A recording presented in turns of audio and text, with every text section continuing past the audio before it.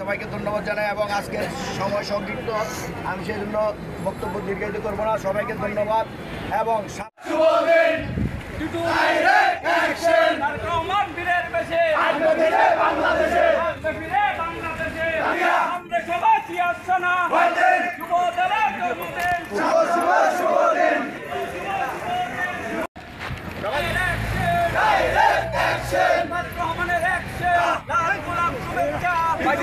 পক্ষ থেকে